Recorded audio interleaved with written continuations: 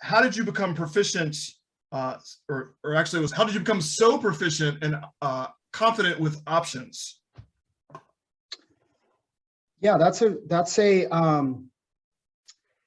so there's a short version and a long version. I guess I'll go with something right in the middle. So I've always been fascinated with math and puzzles, and I studied economics and math when I was young. And so I think I first started really looking at options and the possibility of applying them in finance probably in the very late 90s. So I was a teenager at the time, and I didn't have a large net worth. I was just playing around with a very small portfolio and sort of studying these things. So that was, I was actually genuinely interested. And so that was the first step. But a few years later, out on Wall Street, I was helping Goldman Sachs with a couple of different projects. One was building out this massive global calculator, and we needed to analyze all sorts of different products. And so I had the opportunity to go from desk to desk and sort of work on the risk and exposures affiliated with each trading desk at Goldman Sachs. And so, options was one of them. And I had still had that sort of interest and was still sort of using them in my own portfolio. And you also study, the Greeks and things through the CFA program. So I, became very knowledgeable because you are forced to learn all sorts of option applications through that program. And I guess what I recognized at some point pretty early on, I didn't learn it from anybody, but I recognized that if we kind of flipped around the way that most people apply options, so most just at a high level for this group, a call option allows you to buy stock at a certain price at a certain date in the future. And a put option allows you to sell your stock at a certain price at a certain date in the future. So what I recognized is that if we would actually, so I was always a value investor as well. So I was fascinated by Warren Buffett. I always look for a great deal. And so I just like to go shopping in the stock market instead of the supermarket.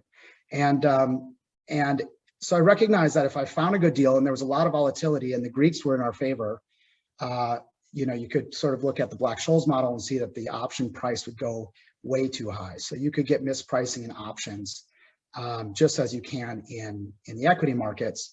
And so if there was sort of an event that would drive down the price of the security, and then people would become fearful, they would usually base, option prices are based on quantitative metrics. So if we know something qualitative, that might not be reflected in the price of these contracts. So I recognize that we could sell a put rather than writing the put and have somebody else put their shares into our portfolio. And by doing that, we could actually buy equities for below the price that a retail investor would pay.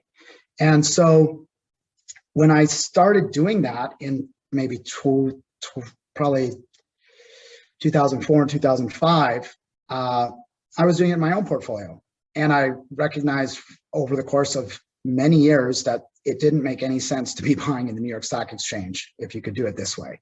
And so when I launched Peterson Capital Management in the very end, basically end of 2010, we opened the firm. In 2011, we took in capital. So 2011, there was no reason to be doing anything else. And so it's been through study and practice and application, and I am extremely comfortable operating the options space today. And I think the situation I just described, I actually started trying to call it structured value a bunch of years ago because there wasn't really a name for it.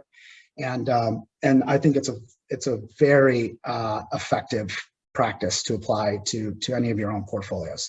You write a put as a tool to own the equity. You write a call as a tool to exit the equity, and you get paid premiums on both ends, and it increases your IRR.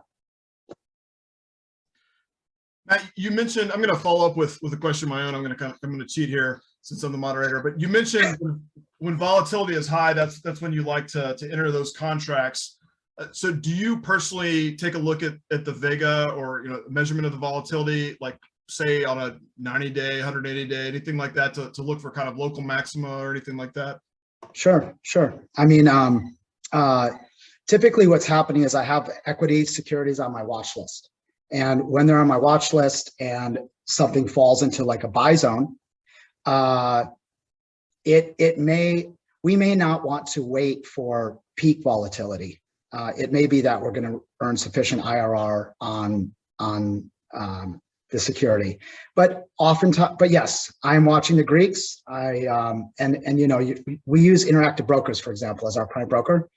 They just display the Greeks for us, so it's not like we have to do a whole lot of extra analysis. They're right there, presented to us by the broker. And but we look at them. We're oftentimes evaluating how far out to go out with these contracts. We like to go out pretty far because we're long-term investors. We get paid to wait. So if you can get theta to be quite high and your time value to be quite high, you get paid more. So we're not necessarily in a hurry to buy. We want to get the highest premium we can. And so, yeah, I'm watching the Greeks, definitely.